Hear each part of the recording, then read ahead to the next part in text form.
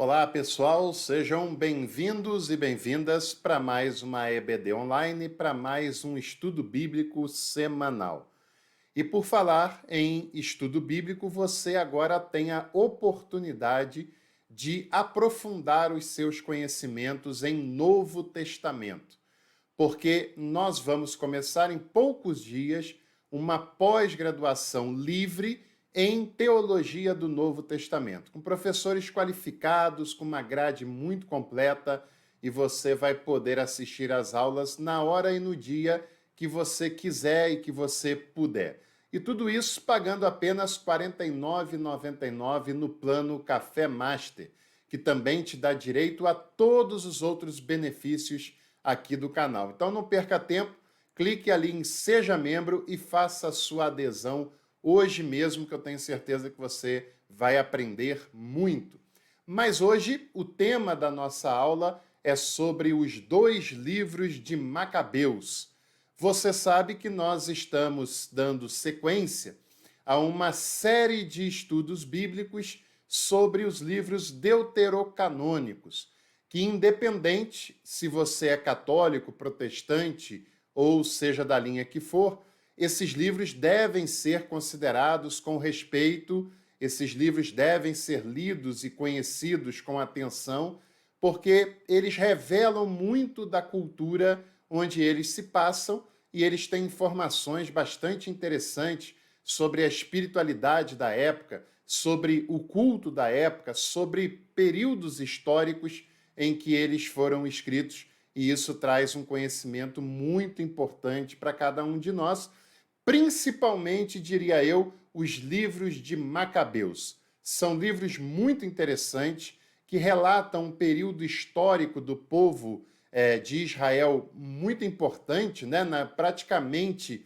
na divisa do Antigo para o Novo Testamento, e a gente tem muitas informações desse período através dos textos de Macabeus, que na Bíblia Católica, você sabe, são 2 livros, primeiro Macabeus e segundo Macabeus.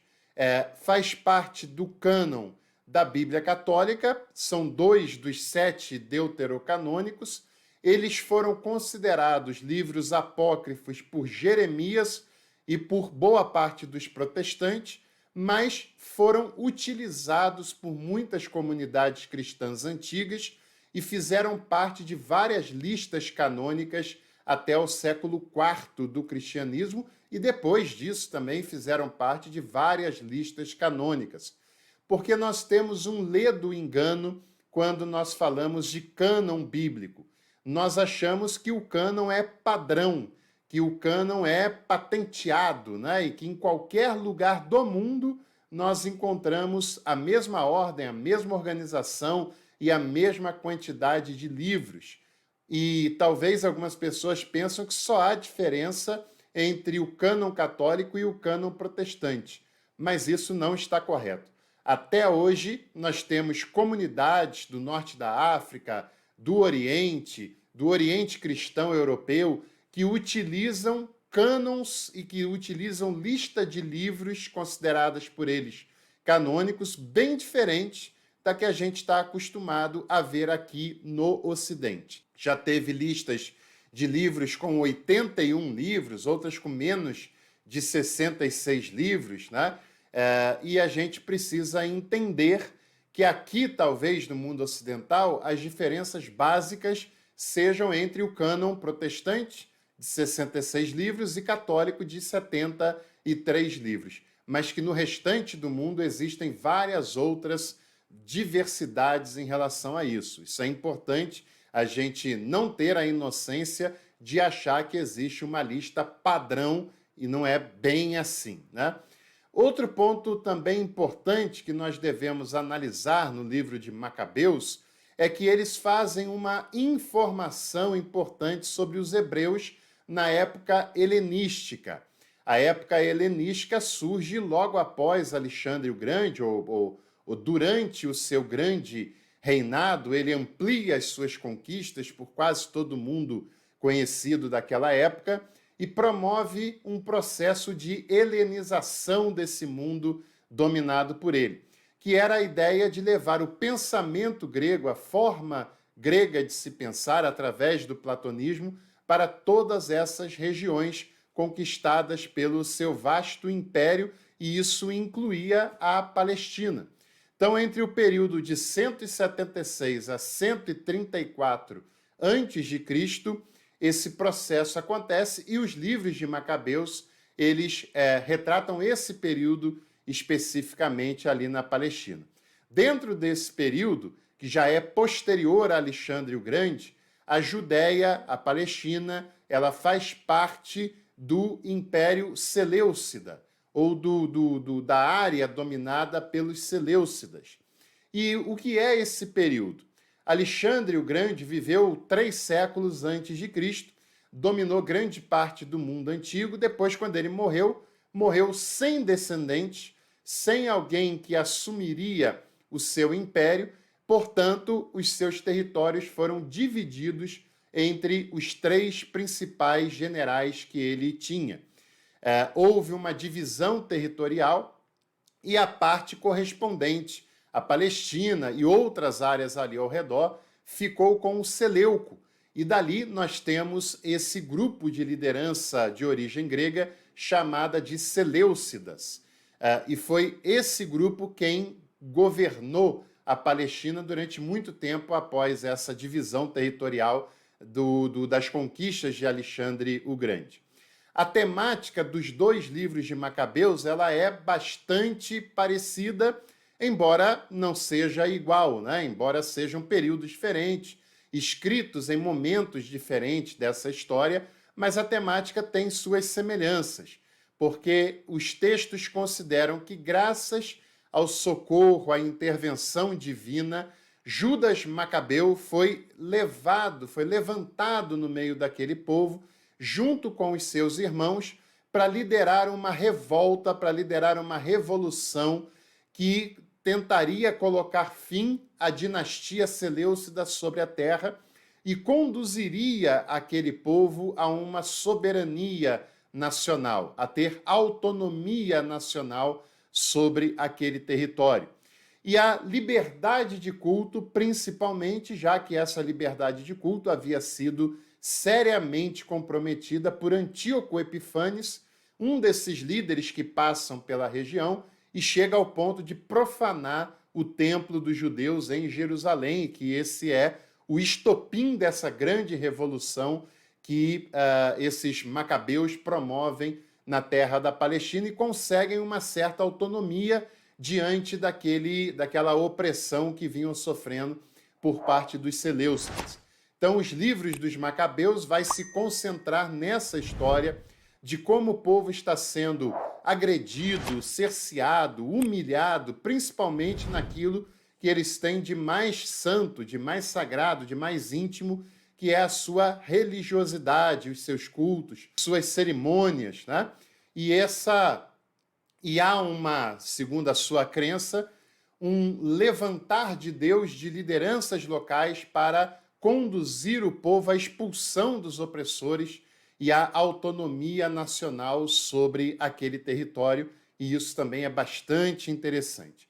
Os 2 relatos, ou seja, primeiro Macabeus e segundo Macabeus, não abrangem a mesma época, embora não sejam tão distantes assim, e ambos os textos foram escritos em grego, já imersos dentro dessa cultura helenística, dentro desse processo de helenização do mundo antigo.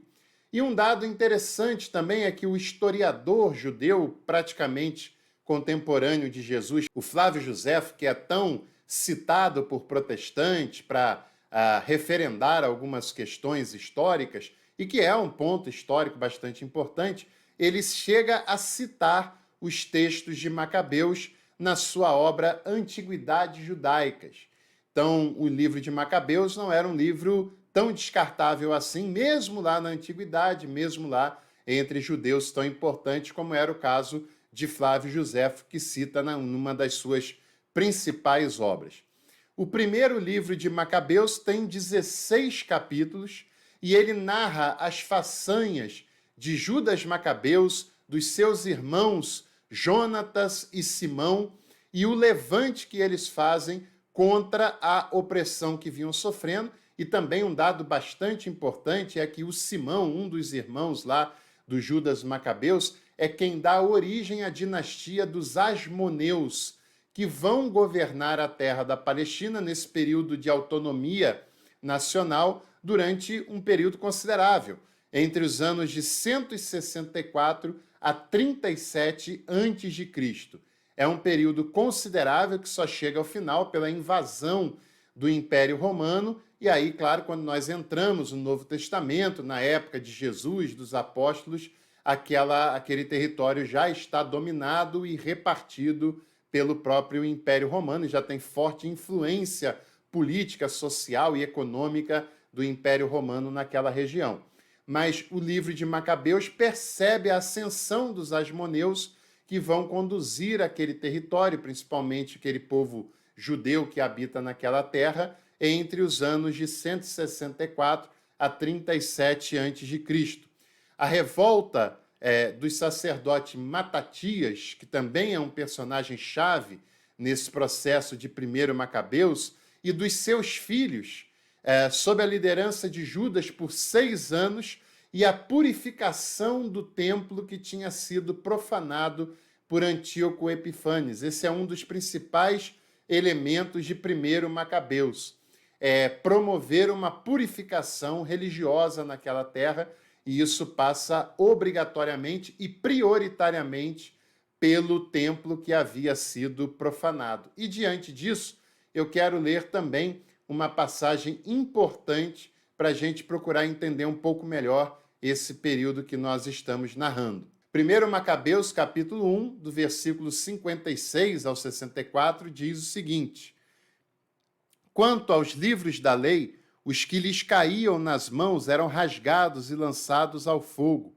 Onde quer que se encontrasse, em casa de alguém, um livro da aliança, ou se alguém se conformasse à lei, o decreto real o condenava à morte. Na sua prepotência, assim procediam contra Israel, com todos aqueles que fossem descobertos mês por mês nas cidades. No dia 25 de cada mês, ofereciam-lhe sacrifícios no altar levantado sobre o altar dos holocaustos. Quanto às mulheres que haviam feito circuncidar seus filhos, eles, cumprindo o decreto, as executavam, com os mesmos filhinhos pendurados aos seus pescoços, e ainda com os seus familiares e com aqueles que haviam operado a circuncisão. Apesar de tudo, muitos em Israel ficaram firmes e se mostraram irredutíveis em não comerem nada de impuro. Aceitaram antes de morrer que contaminar-se com os alimentos e profanar a aliança sagrada, como de fato morreram. Foi sobremaneira grande a ira que se abateu sobre Israel. E aqui, logo no início do primeiro livro, você percebe como esse período de invasão, de profanação, mexe com a identidade nacional daquele povo.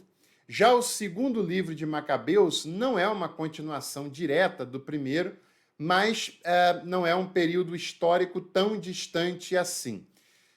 Fala sobre Jerusalém na administração seleucida, os funcionários do governo, os seus títulos. Fala sobre um outro personagem chamado Jasão, um judeu de formação helenista, e nesse momento histórico, cada vez mais essa realidade vai aparecendo, né? Pessoas que são de religião judaica, mas que viveram, que conviveram com a cultura helênica, com a formação helênica, e mais à frente a gente tem a Septuaginta, que é justamente a tradução do hebraico para o grego dos textos do Antigo Testamento, que é uma evidência clara, nítida, desse processo de helenização da fé judaica, que depois também será da fé cristã, logo nos primeiros séculos do cristianismo. E nós temos também nos livros de Macabeus uma percepção de uma teologia finalista. Qual é essa teologia finalista? É aquela ideia de que Deus está na condução de tudo que acontece, que Deus está na condução dos fatos históricos e dos seus desdobramentos, e que tudo é guiado por ele para chegar no momento em que ele vai intervir nessa história e vai dar um desfecho de livramento, um desfecho glorioso para o seu povo e um desfecho no qual ele trará paz, trará alegria, harmonia para com o seu povo, para com a sua gente. Então, essa teologia finalista, ela aparece nos livros de Macabeus e, é claro, ela vai se tornando parte da cultura hebraica, da cultura judaica, que depois terá fortes influências também na mentalidade cristã primitiva. Então, esse é um rápido resumo dos livros de Macabeus, considerando que o primeiro tem 16 capítulos, o segundo tem 15 capítulos, ambos têm um total de 31 capítulos, muito interessantes, de um período histórico essencial que nós devemos conhecer, e a leitura dos livros de Macabeus são fontes importantes para a nossa compreensão desse período tão interessante da história do povo judeu e do próprio desenrolar do texto bíblico também. Se você gostou, não se esqueça de curtir, de se inscrever aqui no canal. Aproveite também e clique ali em Seja Membro e dê uma olhada nos nossos pacotes de membros do canal, os benefícios que eles trazem e faça a sua adesão hoje mesmo para aprofundar os seus conhecimentos aqui com a gente. Um abraço e até a nossa reflexão da noite. Eu te espero por lá.